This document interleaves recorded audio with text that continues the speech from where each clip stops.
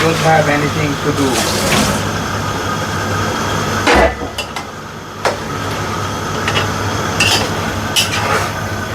আচ্ছা, ফ্লেভারের জন্য কি কি দিছো?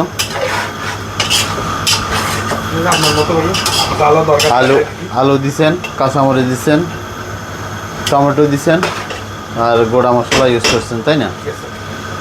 আচ্ছা, দারচিনি, লবঙ্গ, ছোট এলাচ, বড় এলাচ, ইনশাল্লাহ।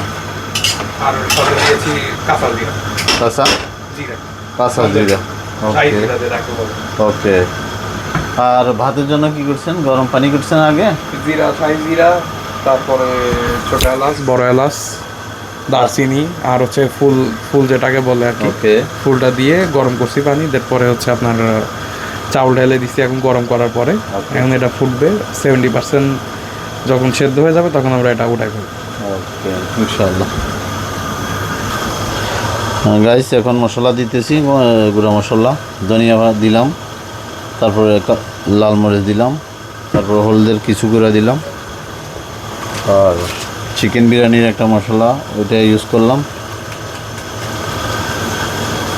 ব্যাস। হ্যালো গাইস, দেখেন কালারটা মাশাআল্লাহ অনেক সুন্দর আসছে। তো চাউলও আমরা অবশ্য 75% তো বানাবো, তারপরে বিরিয়ানির সাথে দিয়ে দেবো, দিয়ে দম দিয়ে দেব। ইনশাআল্লাহ আমাদের কাজ অলমোস্ট শেষ হয়ে যাবে। কালারও অনেক সুন্দর আসতেছে মাশাআল্লাহ।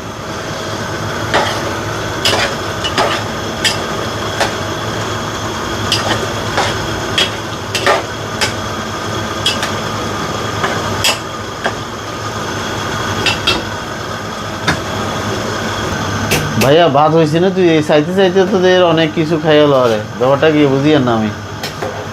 কি আরে ভাইয়া, এটা কি টেস্ট না করলে কি তো? টেস্ট কবার? একবার, দুইবার, তিনবার, চারবার, পাঁচবার, 10বার?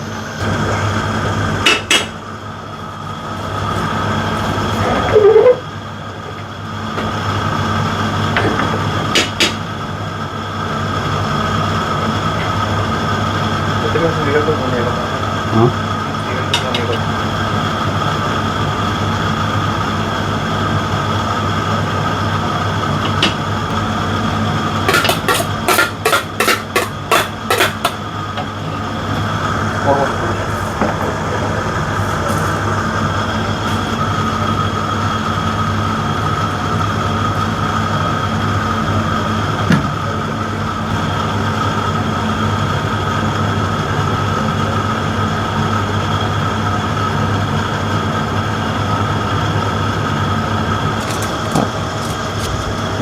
আমরা এখন ফয়েল পেপার দিয়ে ঢেকে দিব যাতে হাওয়া না বের হয়ে যায়।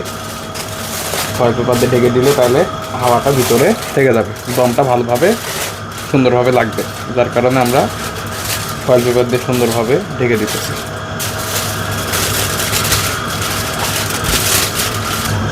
ইনশাআল্লাহ শাইন সম্পূর্ণ হয়ে গেছে আমাদের। এখন 6 থেকে 7 মিনিট পর্যন্ত রাখবো দমে।